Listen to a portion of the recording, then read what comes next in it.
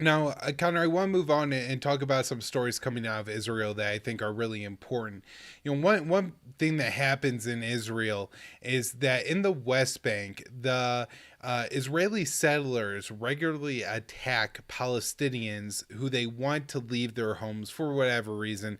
If they could have their farm, then that would expand the settlement a lot. Or they just want to drive the people off their property, so they'll do things like break homes or windows in homes and stuff like that, or burn down olive trees, cut down olive trees, destroy olive groves of Palestinians and stuff like that. And these attacks have been on the rise. According to an Israeli NGO, there have been 451 of these attacks since around the start of 2020, and this is the group B'Talem, which is a pretty recognized and fairly like a Human Rights Watch type group. You're not going to question too much that they're like going to be unfair towards the Israelis or something like that. They're going to be pretty, honest and blunt about it. And so they found that in of those 451 attacks, the security forces did not respond 66% of the time. Now, this is important. You have a situation in much of the West Bank where the Israeli forces are the primary or only security forces. So if the Palestinians are being attacked and they call the cops, they're calling the Israeli forces to come. And so, basically what they're saying is that 66% of the times when the Palestinians called the cops and said, hey, there's a Israeli settler burning down my olive grove, or they're throwing rocks at my house and my family, or they're, harassing people driving down the road, 66% of the time that they didn't do anything. Now, in the 150 cases where they did arrive, there's 100 in, I guess, 83 cases where they did arrive. In 170 of those cases, when the Israeli forces did arrive, they either chose not to intervene and watch the Israeli settlers destroy the Palestinian property, or they chose to join in the attack. And you can see a lot of footage of this where essentially, I don't know, maybe it's even the Israelis who call in the Israeli security forces, but maybe the Palestinians call and they come and arrest the Palestinians or help the Israelis beat up the Palestinians. In just 13 cases, 13 of 450 did the Israeli forces come and then took action to prevent settler violence against Palestinians. That's that's the just big broad numbers, the situation what the Palestinians live under in the West Bank. Absolutely atrocious. Other parts of what's going on here is there's like 5,000 acres of prime farmland in Palestine that could be used for farming and grazing, that is essentially blocked off. And so, what the Israelis did is they built their settlements and military outposts surrounding a huge amount of land, and Palestinians can't access it because would have to travel through like Israeli only land in order to get there. And so, that's the kind of oppression and apartheid system that actually exists in the West Bank right now. That you have Palestinian land that they're unable to travel to and unable to use for critical food cultivation. The Palestinians are not like a very wealthy or like food rich people. And so to have more food would be absolutely key. And yet, this is being prevented. Not to mention how many jobs and how much wealth this would create, for the Palestinians, not just in food, but also just, again, having more jobs and everything. And just huge chunks of land that are cut off and completely unable to use by the Palestinians. Another report here by B'Talem is that Israeli soldiers are going to Palestinian homes in the middle of the night, waking up the children, and then photographing them. And so there's a video here they put out of one of these incidents. If you're watching, you could, kind of just see and imagine if this was your child who, again, did nothing wrong. It's not that this is like a raid on a house because somebody's a terrorist or because even some kid was throwing rocks at or anything like that. This is just, they picked a house and they want to photograph the kids. And so they come in the middle of the night, fully armed, long barreled rifles, no question about it, pointing, they don't seem to like have like the guns like in a low ready or anything like that. They're just kind of carrying them around, but still, to do that, line up all the kids and take pictures of them is absolutely disgusting and disturbing. And I don't know. I don't know whether words to use for it, Connor, but just the absolute worst kind of sick behavior that you could imagine a security force engaging in. You also had Israeli forces recently kill a 26-year-old man near the city of Tubas in the West Bank. His name was Saddam Hussein Bane Odeh. And he was killed while there was an Israeli raid by I guess a special like kind of forces type unit in a village. There were two people arrested, and as they were being arrested, some kind of confrontation broke out. There's not a lot of details on that, but this Palestinian man was shot through the heart and killed by the Israeli soldiers. There was one Palestinian man who was able to get some justice, and all he had to do was starve himself for 113 days. This was Miquid Kwamamish. I'm sorry, I'm sure I butchered that name, but he was held on administrative detention without charge or trial. So he went on a hunger strike, and after 113 days, the Israelis made a deal with him. He broke his hunger strike, and he'll be released in February of 2022. There's a really good article here, I believe at the Electric Intifada, which goes on how there are several Palestinians who are in if not 2 but 3-digit days hunger strikes seeking for freedom and are unable to get it even with that, even though they aren't convicted of any crime or anything like that. And one of the reasons that they're hunger striking, Connor, is because you have people like Palestinian prisoner Sami Amour, who was held or I think was actually convicted of a crime, I'm not sure what for, but was held in a prison and had congenital heart problems and was asking for help, and the Israelis didn't bother to give him any surgery until it was too late and he died from it. And so, if you're in an Israeli prison and you're a Palestinian, there's a good chance that you're not going to get the medical care that you need. And you could die, at the age of 39 from congenital heart failure. Just, seems to be absolutely unbelievable, but that's the state of medical care they give Palestinians. Further bad news for Palestinians in the West Bank. Israel is loosening its rules for firing at suspected gun thieves.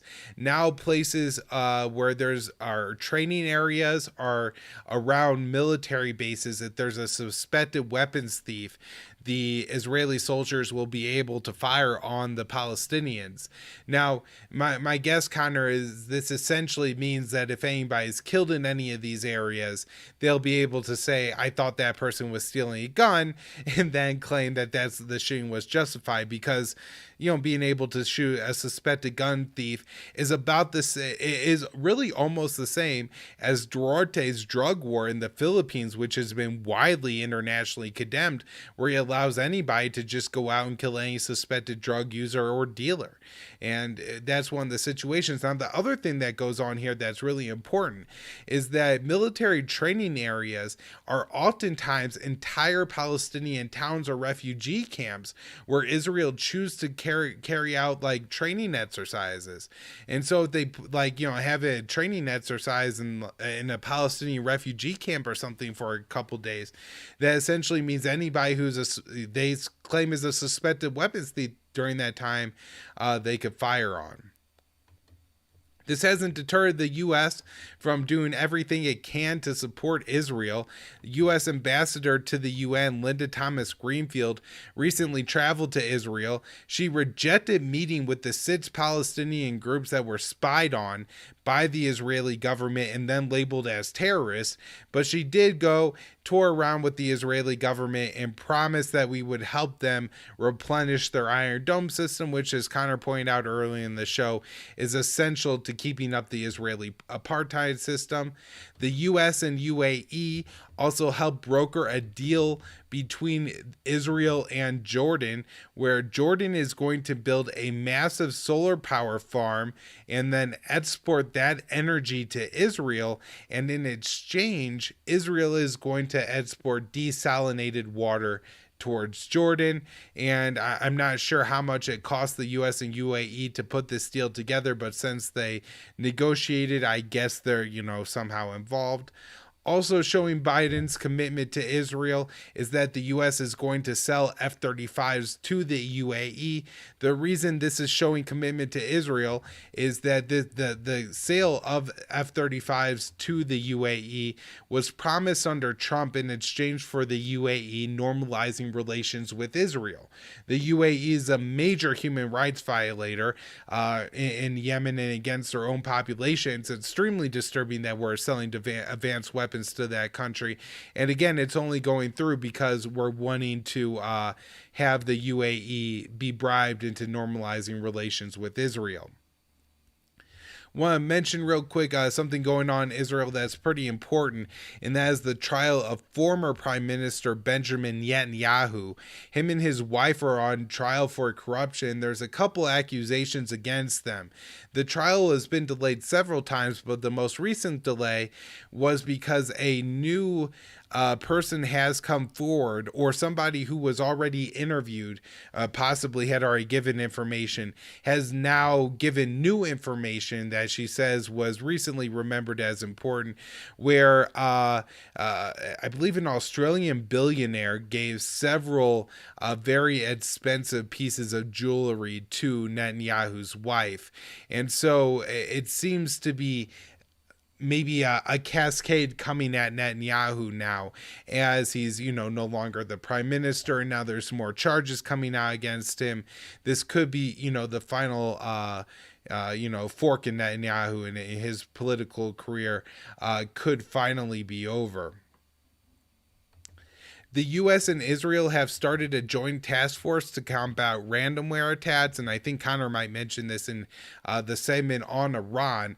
But this story came out just a few days before the U.S. announced that Iran was backing ransomware attacks against the U.S., and you have to wonder if there's any connection between the U.S. starting this task force with Israel and then the U.S. suddenly having new intelligence.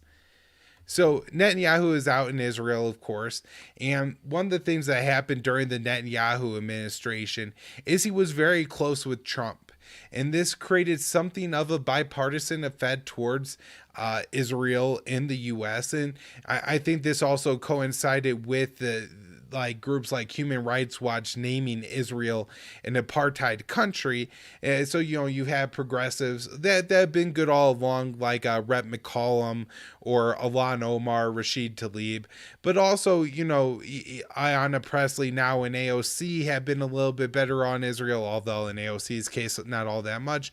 But there's more and more progressive Democrats who are better and better on the Israeli issue. And I think part of that had to do with how much Netanyahu played up his relationship with Trump.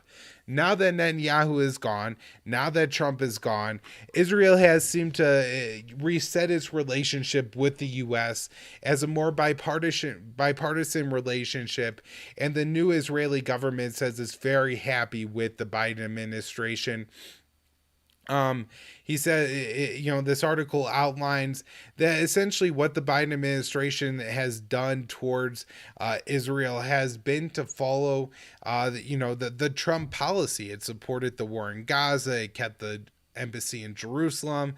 There are some small issues that have come up, like if the U.S. is going to open the Palestinian diplomatic office in the West Bank or in Jerusalem. But other than that, there's essentially been a blank check for Israel in the Biden administration, and Biden's happy with that.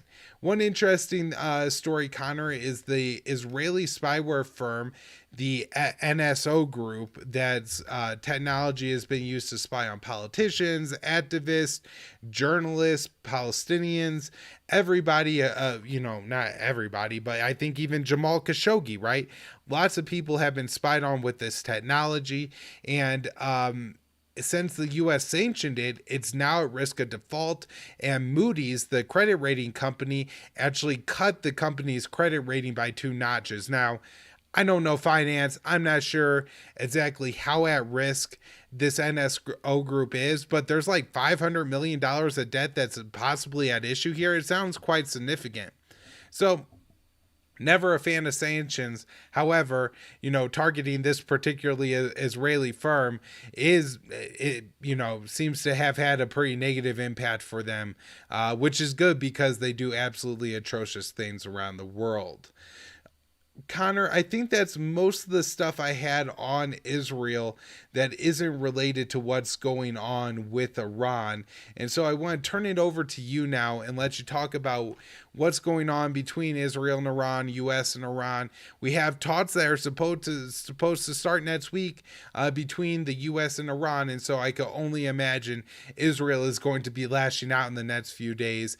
And I know recently, there's this really interesting thing that happened where, of course, Israel's bombing Syria. Israel's always bombing Syria, but Israel and the U.S. apparently officials from Israel and the U.S. told the New York Times, I believe, that the cause of a recent attack on the Al Tanaf base in Syria was an Iranian response to Israeli attacks in Syria. And then, just today there was a report only from Syrian state media so far, but that a U.S. base in Syria was targeted with rockets. And so, just with the incessant Israeli bombing of Syria, and, now is, I guess, at least Israeli and U.S. officials saying Iran was behind the attack, although I'm not quite sure I actually think that's the case or not. I'm not sure. Maybe it was just Assad doing it because he wants to take his territory back, or maybe with some other Shia militia. There's a lot of possibilities there. But they seem to kind of be acknowledging that, hey, there's repercussions for American troops for the Israeli military actions in Syria. Doesn't that seem like it, might be something that Americans could care about and doesn't attract any attention or anything? So go ahead, Connor. I'll let you pick up. Sure. Yeah. Troublingly, even when conservatives are kind of good on that issue, they'll really only take the time to oppose high-profile American bombings of Syria, like Trump did after the attacks in Khan Sheikhoun and Douma, respectively, in 2017 and 2018, which were false flags, of course. But yeah, I mean, that's the only time it really gets much attention, when Israel's bombing the country every week. And unfortunately, I don't remember too much opposition from the right about the Caesar Act sanctions or the continuing occupation that's been entrenched, as you say, under Biden's administration as well. I'm not surprised. I know the Israelis have said in Axios and other reports that they're very pleased with the policies there. So as